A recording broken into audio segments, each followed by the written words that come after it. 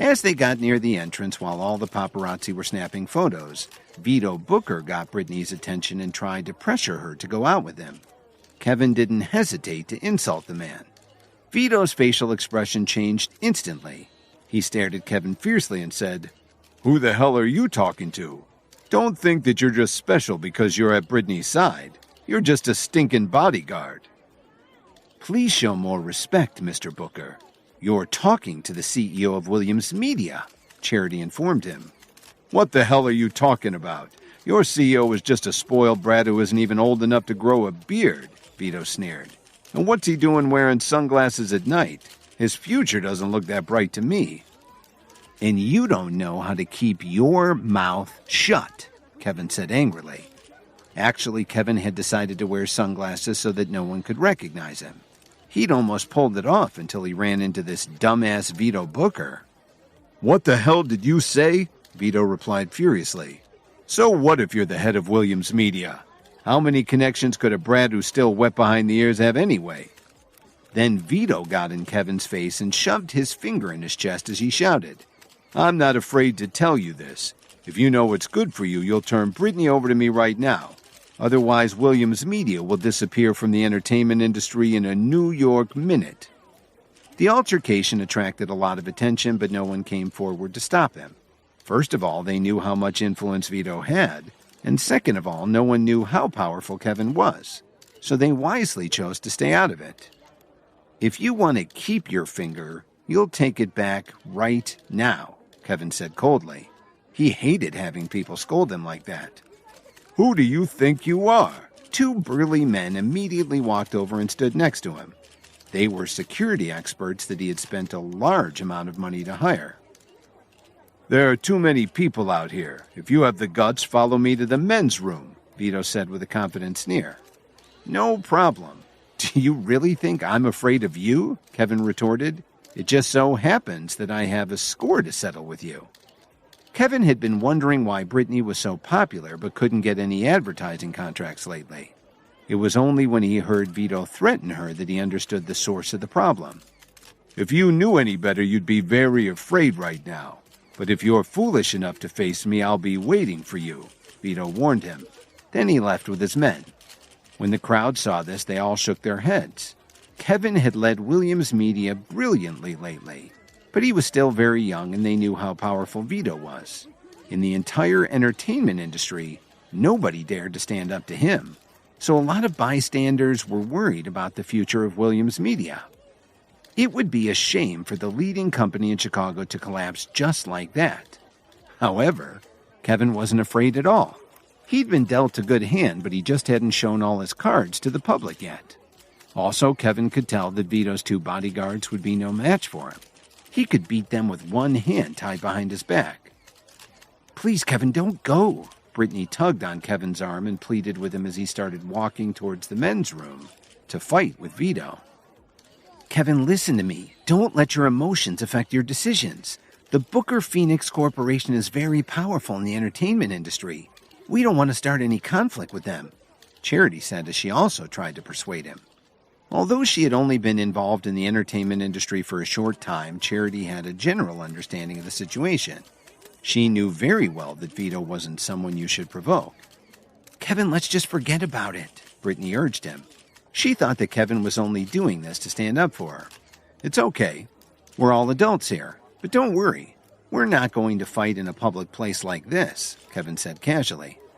Before Britney and Charity could say anything else, Kevin had already headed to the restroom, which made the two women very anxious. When he walked through the door, Kevin saw Vito lighting up a cigar. His two goons were standing next to him. Then Vito looked at Kevin fearlessly and said, "Since you're the CEO of Williams Media, you must be a reasonable man. Well, I can be reasonable too. We both know you were wrong, so why don't you just apologize and let me have Britney? Then we can forget this whole thing ever happened," Kevin growled as he glared at Vito. Then he walked past him to one of the stalls. "You don't know what's good for you, do you?" His two bodyguards moved in to attack Kevin. "Go ahead, but you're only going to embarrass yourselves," Kevin said calmly as he reached out and quickly grabbed one of the men by the wrist. When he twisted it, the sound of bones breaking echoed throughout the tiled room. The man screamed in pain and dropped to his knees. Kevin tossed him aside and stopped the other man's fist at the same time. He redirected the blow to throw the man against the wall. "Get off me, you clumsy bastard!" Vito roared as he tried to push his bodyguard off of him. But as soon as Vito got to his feet, Kevin turned around and kicked him in the gut. "Are you having fun yet, Vito?" "Damn it!" Vito roared at his bodyguards. "What the hell am I paying you guys for?" The two men were in such pain they struggled to stand up. When they were about to attack Kevin again, he calmly asked them, "Do you really want to go through that again?" Hearing this, the two of them stopped in their tracks and looked at Kevin with fear in their eyes. They had never felt such power. "You're both useless," Vito said as he fought with all his strength to stand up. "You bastard! Williams Media is finished now, and so are you." "Is that so?" Kevin replied as he bent down and lifted Vito off the ground. "And just how are you going to do that?" Then Kevin punched Vito in the stomach, making the man's face twist in agony. "Have you ever had a swirly?" Kevin said as he kicked open the door to one of the toilet stalls. He dragged Vito straight into it. "What are you going to do, you son of a bitch?" Vito gritted his teeth and roared. "You'll know soon," Kevin answered as he grabbed Vito by the hair and shoved his head into the bowl. What made it worse was that the water had that blue disinfectant in it. Vito struggled desperately to pull his face out of the toilet bowl. Kevin suddenly let go of the man's head and took a step back. Vito was relieved to get some air. He turned around and yelled at Kevin with hatred in his eyes. "You're a dead man." Vito stood there with his smug face and his designer suit dripping from blue toilet water, wishing he could cut Kevin into pieces. He'd never suffered such humiliation since the day he was born. "What are you still standing there for? If this guy doesn't die right now, then I'll damn sure kill the two of you," Vito shouted at his bodyguards. After hearing this threat to their lives, the two goons overcame their fear of Kevin and attacked him again. "Don't say I didn't warn you," Kevin growled as he moved to meet their attack. He grabbed the first man by the head and bounced him off the bathroom wall. Then he kneed the guy between the legs. The man's eyes rolled up into his head and he dropped to the floor. It hurt so much he couldn't even scream. Kevin didn't stop there. He quickly turned around and kicked the other man in the crotch, dropping him to the floor in the fetal position. Finally, Kevin walked back over to Vito. He plugged his nose and said, "You know, Mr. Booker, you really could use a bath." "Just wait and see. You're a dead man," Vito growled. "I know. You already said that a minute ago. This is getting kind of boring," Kevin said as he kneed Vito in the crotch. He immediately dropped to the floor and growled, "You son of a bitch." "Such language," Kevin said mockingly. "You know, I think I need to wash your mouth out." Then Kevin grabbed Vito by the collar and pushed his head into the toilet again. While this was going on, Britney and Charity were anxiously waiting outside the bathroom door. "Charity, why don't we just go inside and take a look?" Britney said in a soft voice. "But it's the men's room and there are so many people around," Charity said hesitantly. Even though she said that, she was very worried about Kevin. "But we really can't wait any longer," Britney said anxiously. She really wanted to make sure that Kevin was all right. Charity took a deep breath and seemed to have made up her mind. "Let's go." The two women looked around and opened the men's room door. "Mr. Williams, are you okay?" Britney asked worriedly as she entered the room. But when they saw the scene in the bathroom, their jaws almost dropped to the floor. Vito's entire upper body was stained with blue toilet water. He was draped across the toilet bowl, moaning in pain. His two bodyguards were lying on the floor, writhing around. Kevin was just standing casually in front of one of the urinals, whistling while he peed. Vito's goons had interrupted him when he walked in the room earlier. "What the heck are you two doing in here?" Kevin asked when he saw the women. Charity and Britney were stunned for a second before they both let out a scream. Even though he was facing the other way, they covered their eyes and ran out. They were both thinking the same thing. "We really shouldn't have gone in there. How embarrassing." "Do you still want to keep playing this game, Vito?" Kevin asked coldly as he walked over to the man. Please let me go. It's all my fault. I won't bother Britney anymore." Vito sobbed. He wasn't only afraid of more pain and humiliation, Vito was genuinely afraid for his life. But he had also decided that once he got out of there, he would find a way to destroy Williams Media and make Kevin pay for this beating. "Why weren't you this cooperative earlier?" Kevin said as he shook his head and walked out of the men's room. When he got back to the hotel lobby, Kevin looked around, but he couldn't find Britney and Charity. "Damn it," Kevin said to himself. "Now I also smell like disinfectant." He wished he could change his clothes. Kevin took out his phone to send a text to Britney as he was heading toward the door. On the way, he accidentally bumped into a woman and dropped his phone. As he stooped down to pick his phone up off the floor, he heard someone scolding him. "Why don't you watch where you're going?" the woman snarled coldly. "Do you know how expensive my clothes are? Could you even afford to have them cleaned?" "Well, didn't you also bump into me?" Kevin said in amazement. "What kind of security guard are you? How dare you blame Miss Maya Hughes after bumping into her? Do you want to lose your job?" The woman's assistant berated him. "You're threatening my job," Kevin said calmly. "I've never heard of Maya Hughes. Are you sure she could make me lose my job?" "Where are you from? You don't know who Miss Hughes is?" the assistant replied coldly. "Have you heard of the Booker Phoenix Corporation? She's the most popular celebrity in all of Booker Phoenix." Kevin laughed when he heard this. Whoever this woman was, she was only one of their clients. After what he just did to Vito Booker, why would he be afraid of one of the man's underlings? This was turning into quite a fun evening. When Kevin left the men's room of the Salix Leaf Hotel after beating up Vito and his men, he didn't see Charity or Britney anywhere. So he pulled out his phone to text Britney, but bumped into a woman. She turned out to be Maya Hughes, one of Booker Phoenix's clients, and she was very snooty to him. She thought he was a bodyguard and threatened to have him fired. "So, the Booker Phoenix Corporation is really that powerful?" Kevin asked her. Their raised voices started to draw a small crowd. The people who were watching their argument were shocked to hear Kevin talking to her like that.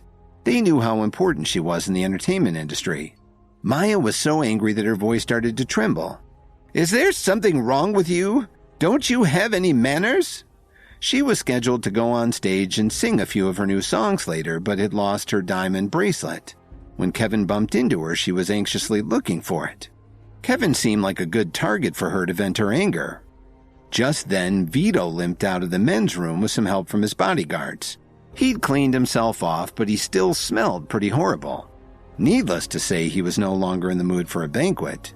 He was actually heading to the hospital to see if he needed to get his stomach pumped and to make sure he didn't have any permanent injuries. On the way to the exit, he was stopped by Maya, who called him over urgently. "Mr. Booker, please come help me." As Maya walked up to Vito, she picked up on his awful smell. She immediately covered her mouth and nose in disgust and subconsciously took a step back. "What's wrong?" Vito asked awkwardly. She really just wanted to vent her anger some more.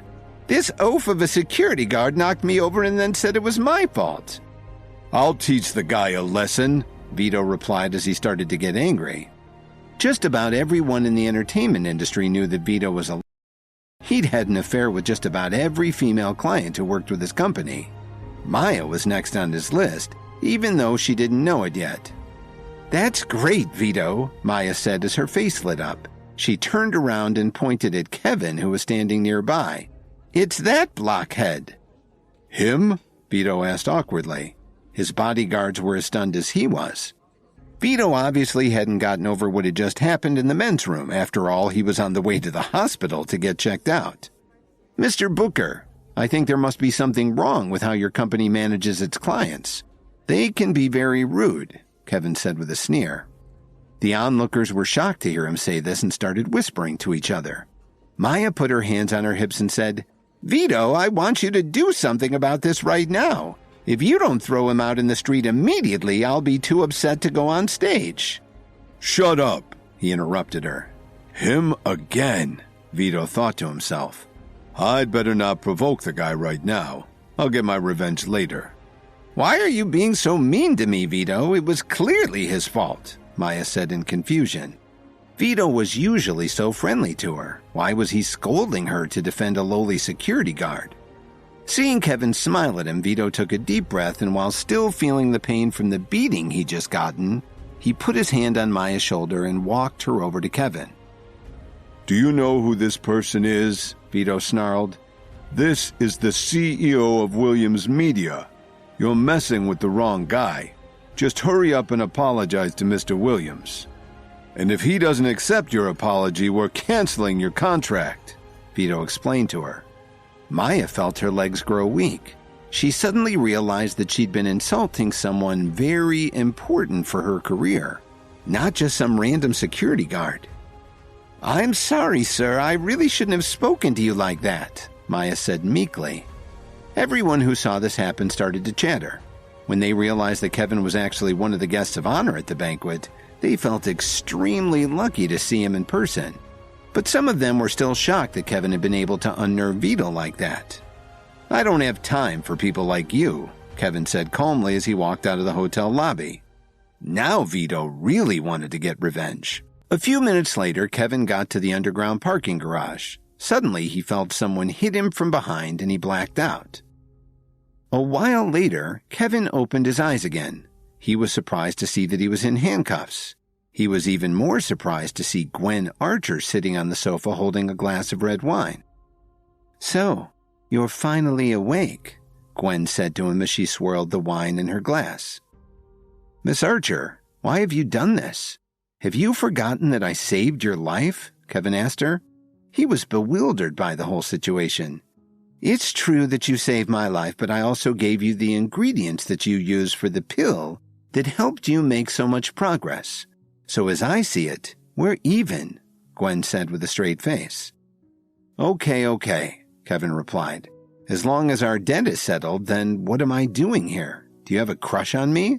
Kevin asked playfully. A second later, Gwen threw her glass of wine in Kevin's face. "Are you sure you don't know, or are you just pretending not to know?" Gwen asked as she stood up and looked down at Kevin. "That's some good wine," Kevin said pleasantly. "Chateau Lafite Rothschild 1982, isn't it?" "My brother sent his men to catch Dalton Steele's wife Miranda, but you stopped them just when they were about to get their hands on her," Gwen explained as she took a knife off the side table and pointed it at Kevin. Then she continued, "I didn't know you were this bold. Did you think you could get away with interfering in Archer family business?" Kevin frowned as he looked at the knife in her hand. "Dalton's like a brother to me, and your people attacked his wife right in front of me. What was I supposed to do?" "I expected you to stay out of our affairs," she answered coldly. They were both silent for a moment. Kevin knew that Gwen wasn't the kind of person to make empty threats. Finally, it was Kevin who broke the silence. "Gwen, don't get carried away. Just because I'm in cuffs, do you think you can do whatever you want with me? Not only did you ruin my brother's plans, but you also injured dozens of our people. Tell me, who got carried away?" Gwen asked as she moved her knife even closer to Kevin. "If you have the strength to fight back, you should do it now. Otherwise, you'll find out what happens to people who challenge me," Gwen threatened him. "I guess I don't have a choice," Kevin said as he took a deep breath and focused his energy. The handcuffs burst from his wrists, and Gwen took a few steps back in astonishment. She almost fell to the floor and her knife skittered across the room. When she stood up again, Kevin was holding the night dagger to her throat. Her henchman should really have done a better job of searching him. "If you have the guts, then go ahead and kill me," she said fearlessly. "But keep this in mind. This is my private estate. There are dozens of guards on the property. If they don't hear from me in 2 hours, they'll rush in here and you won't stand a chance against them. Don't try to scare me. Anyway, I'm sure your life is worth more than mine," Kevin said grimly. "Are you threatening my life?" Gwen interrupted him angrily. "Wait a second. I didn't ask to come here. You kidnapped me," Kevin said calmly. The atmosphere in the room suddenly got very tense. Gwen just stared at Kevin, unsure as what to do next. For one thing, she had just seen Kevin's power and focus, so she wasn't going to act rashly. After a long pause, Gwen broke the silence and said, "I know I can't do anything to you, but you also wouldn't dare to hurt me. How about we make a deal?" Gwen asked him coolly. "What do you have in mind?" Kevin replied nonchalantly. Thanks to the herbal medicines he discovered, there were few people who could hurt him now, in Chicago or even in the entire country. My brother Dominic told me that you sold him a special pill and then gave another one to Quinn, Gwen said as she started to get a greedy look in her eyes. But I'll bet you still have another one. Are you telling me that you went to all this trouble just for that? Kevin said with a smirk. That's right. As long as you give me the pill, I'll pretend that nothing happened today, and I'll guarantee that you can leave here safely, Gwen offered. That's all you want? Kevin asked as he reached into his pocket and pulled one out. Give it to me now, she said excitedly. Although Gwen had been training for years, she felt blocked and wasn't making any improvement. Her current level of stamina and focus had helped her expand her business enormously, but she needed something more to get an edge on her competition. When Dominic had told her about all the progress he'd made with Kevin's help, she was obsessed with getting one of the pills for herself. But in spite of all her efforts, she'd come up empty-handed. Then she missed the auction that the Pearl family had held, and she was devastated. It just seemed out of reach, even though she would have been willing to spend 10 times what the old gentleman had. Now she saw what she'd been looking for so long, and it was in Kevin's hand. What she didn't expect was for him to casually pop it in his mouth. This instantly made Gwen furious. Why did you do that? Gwen roared wildly. You're already too far advanced for it to do anything to help you. What a waste. Suddenly, Kevin saw a flash of steel in front of his eyes. Gwen had pulled a sword from the display stand behind the couch. Kevin moved nimbly and stepped into her blind spot, taking her balance and getting control of the sword, which he took from her hands and threw against the wall, shattering it into pieces. Gwen was furious and shouted, I'm going to kill you! As it turns out, the sword was very important to her. She'd found it years ago and had gone to a lot of trouble and expense to make it hers. Remember, if you kill me, you won't be able to get any other herbal medicine, Kevin said calmly. Do you have more? Gwen asked in disbelief. In her research, she discovered that pills like the one that Kevin had given her brother were very rare, and you had to be extremely lucky to find one. How could he possibly have more of them? Not only do I have more, but I can get you as many as you want, Kevin said casually. You... Gwen was so shocked that she couldn't finish her sentence. Seeing the surprise on Gwen's face, Kevin didn't waste any more time talking to her. He grabbed a bowl from the table and looked at her confidently. He knew that the ingredients were fairly common. The key to preparing this kind of herbal medicine was the skill of the apothecary who was making it.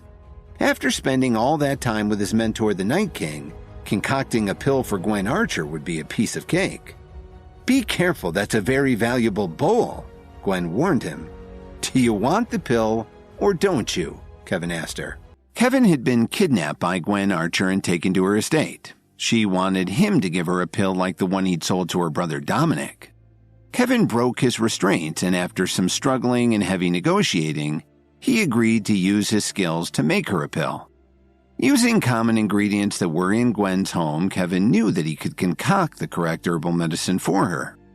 This is going to take a while, Kevin said as he adjusted the temperature of the burner. It had to be just right. Before his training with the Night King, he needed nearly 2 hours to refine something like this, but now he could do it in less than half an hour. The moment the bowl shattered, a rich fragrance filled the entire room and 4 pills rolled onto the table. You know how to concoct pills? Gwen said in surprise as she looked at Kevin. This is the first pill that I ever made. When I started, I didn't really know what it was, but you could call it the power pill. Kevin smiled as he picked up 3 of the pills and held them in his hand. Give me one, Gwen said excitedly. Her eyes were filled with envy. She wanted to snatch all the pills from Kevin's palm. Do you want it that badly? Kevin said with a smile as he put the 3 pills into his mouth at the same time and started to chew. At his current level of development, a power pill wouldn't be much of use to him. Even if he ate them like candy, they wouldn't have much of an effect. Why did you take them? Gwen asked angrily as she stomped her feet like a little kid. However, she didn't dare to grab the 4th pill. She was afraid that Kevin would swallow that one too. Even though I know how to prepare power pills, I can't give them away to others that easily. Kevin sneered as he picked up the last one and held it in his hand. I'm sorry, Kevin. I shouldn't have sent someone to bring you here against your will. Please forgive me. Gwen begged him in desperation. Please have pity on me and give me this last pill. I'll pay you whatever you want. It's not about the money, Kevin explained. The problem is that I really don't like getting hit on the head. Then how about we even the score? Gwen said as she picked up the knife that had fallen to the floor earlier and offered it to Kevin by the handle, with the blade pointing at her. Forget it. You're too weak right now. I was afraid that I'd hurt you, Kevin replied as he casually tossed her the pill.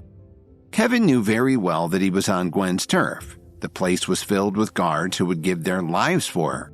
If he didn't give her the pill, he'd have a heck of a time getting out of there unharmed. It was one thing to fight one-on-one with somebody, but it was entirely different to deal with dozens of people at once. The best that he could hope for was to get out alive. Gwen swallowed the pill without any hesitation at all. This was just a start. She had bigger plans in mind. Can I leave now? Kevin asked coolly. Gwen didn't answer his question. Instead, she sat down on the sofa and gestured for him to take a seat too. What are you doing? Kevin asked curiously. He had no idea where this was going. Kevin, I want to ask you to teach me herbal medicine, Gwen said directly. You want to learn to be an apothecary? Kevin asked in surprise. When he got over the shock, he frowned and thought to himself, did she just say that she wants me to teach her? If she learned this skill, what could happen in the future? Yes, I sincerely want you to be my teacher, she quickly replied. But I'm not prepared to take on a student right now, and it would take a lot of effort. Just forget about it, Kevin explained. He had some misgivings and decided it was better to turn her down. I'm not afraid to make the effort. As long as I can learn how to concoct pills, you can ask me to do anything. Gwen pleaded as she leaned towards Kevin hopefully. Seeing her like this, Kevin was starting to have a hard time saying no. I'll follow whatever instructions you have and I'll offer you all my support in the future, she told him. Gwen had only one thought. If she could learn to be an apothecary, the sky would be the limit. Not only would she be able to improve herself by leaps and bounds, but she could move past any plateaus and get an advantage on all of her competition. After all, there were a lot of other rich and powerful people trying to do the same thing. Give me some time to think about it, Kevin said reluctantly. Really? So you're willing to think about it? Gwen asked excitedly. Don't get too excited. I just said I'd think about it, Kevin replied cautiously. That's okay. I'm sure you'll say yes, Gwen replied as she stood up from the couch with a big smile on her face. Can I leave now? Kevin asked grumpily. Of course you can, Professor, Gwen said very sincerely. Kevin looked at Gwen thoughtfully before walking out the door. The reason he said he'd consider her request instead of rejecting it outright was that he suddenly had an idea. If he could unite all the rich and powerful families in Chicago and build his own power base, he could turn the entire city into his personal territory, a kind of empire. Wouldn't that help him solve all his problems once and for all? This was about more than just herbal medicine. Not long after he left Gwen's estate, Kevin made his way back town. As he was walking toward his building, he suddenly ducked into an alley. Must have been hard for you to follow me all the way here, Kevin exclaimed as he leaned against the wall. However, when he finished speaking, nobody answered him and he couldn't see anyone following him. Why don't you just show yourself? Kevin said grouchily. Then he heard some movement and a shadowy figure suddenly stepped out from the darkness. The man looked ordinary, but Kevin sensed something very dangerous about him. Who are you? Kevin asked as his body tensed up. The Night King had told him this might happen. He should always be on the alert and not get careless. My wife has asked me to extend an invitation to you, the man said very frostily. The way he looked at Kevin was extremely cold, as if he had no feelings at all. It's getting late. Why don't we do this another day? Kevin replied bluntly. "It's not up to you," the man said as he started to move toward Kevin. He took a step forward and reached for Kevin's neck. Sensing just how dangerous this man was, Kevin quickly retreated. He knew that his only chance of escape was to run out into the street. Kevin had actually felt that he was being followed from the moment he stepped out of Gwen Archer's mansion. That was why he walked into the alley. He wanted to lure the guy out of hiding, but he didn't expect him to be so strong. Although Kevin moved quickly, the man was even faster, and he appeared in front of him in the blink of an eye. "There's no use resisting," the man sneered as he grabbed Kevin's collar. His grip was like iron, and no matter how hard Kevin tried, he couldn't budge him. "Get lost," Kevin yelled as he threw a powerful punch. The man abruptly let go of Kevin's shirt and slid his palm along his wrist. Then he deftly redirected his punch toward the wall. Kevin's fist smashed into the bricks. When he pulled his arm back, he felt something sting him in the neck. In less than 3 seconds, Kevin closed his eyes and fell to the ground. "I don't care how strong he's gotten. He obviously doesn't have enough combat experience," the man said as he lifted Kevin up from the ground and put him on his shoulder. He hurried to a long black sedan that was waiting nearby. When Kevin woke up, he was in a daze. As he tried to stand up, he found that he'd been tied up and left on the floor. "What the hell is this?" he thought to himself. "Not again." Being tied up twice in one day made Kevin feel very upset. "Where am I this time?" Kevin wondered as he looked around the room, trying to find a clue to his location. Soon he spotted a sign in the hallway. Written in red and black letters, he saw the words, "The Alliance." "I always wondered what the Alliance headquarters looked like," Kevin said to himself with a slight smirk. Ever since he'd met Marshall, Kevin had been finding out as much as he could about the Alliance. Their headquarters was in a wooded area not too far from Chicago. It was originally supposed to be a housing development, but for some unknown reason, the construction had stopped midway, and the Alliance ended up turning it into their center of operations. They were into a lot of activities, both criminal and legitimate, and this was a good arrangement for them. As far as anyone knew, it was just private land where nobody dared to trespass. Just then, the man who had tied Kevin up walked into the room. "You woke up pretty quickly from that knockout cocktail." Kevin frowned slightly when he heard this. He knew from his studies that this concoction didn't have any lethal properties, but it could render someone unconscious in under 10 seconds if they weren't strong enough. "Since you're awake, you should come with me to see my wife," the man said as he quickly undid all of the ropes that had been tied around Kevin's wrists and ankles. "Who are you? Why did you bring me here?" Kevin asked cautiously.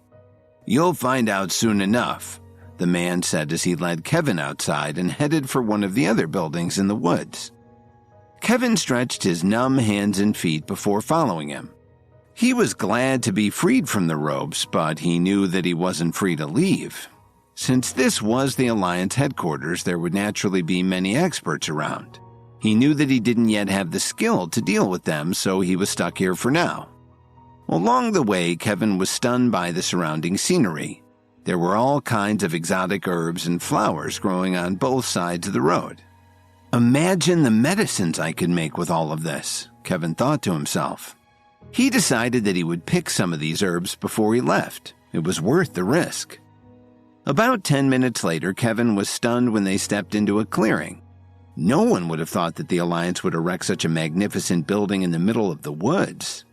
As he followed the man up the stairs and into the building, Kevin saw some very dangerous people. They gave him some really bad vibes. As he entered the main hall, Kevin saw a woman sitting in an enormous chair. It wasn't a throne, but it had the same feel. She was wearing a light purple dress with a very high collar that partially obscured her face. There were dozens of people standing in a semicircle around her. Kevin assumed that they were among the Alliance's elite, their very best members. While Kevin was looking at the woman, someone said firmly to him, "Well, what are you waiting for? Step up and meet the director." Kevin felt a hand push him forward until he was standing in front of her. Good afternoon, Director, Kevin greeted her anxiously. He knew that in the Alliance, the executive director's wife often stood in for him and had a comparable rank. They were in the habit of using titles that made their organization sound more like a legitimate business. It was obviously a big deal for Kevin to be brought in for this meeting, but he was well aware that he had absolutely no rank in this room.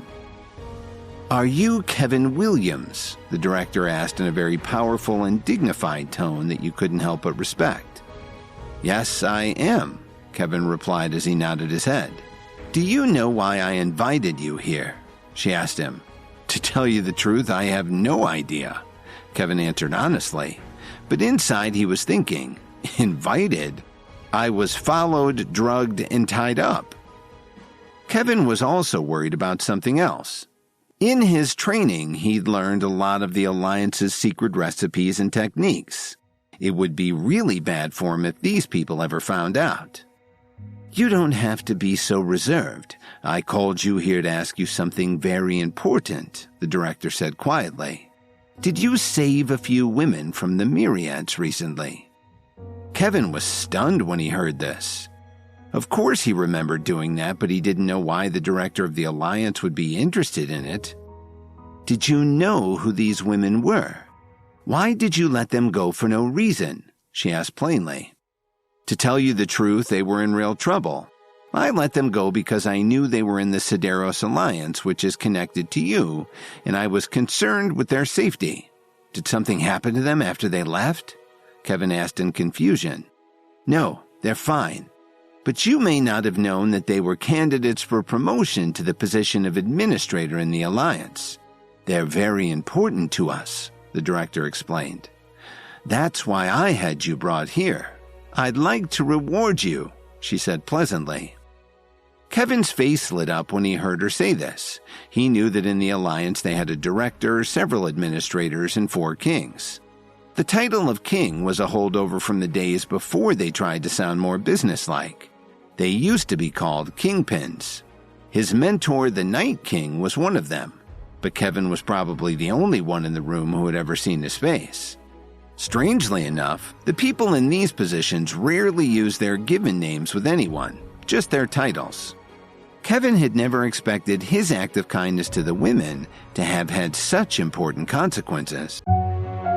Hi, Kevin here. If you're wondering what happens next, then stay tuned on the Pocket FM Universe channel for more episodes.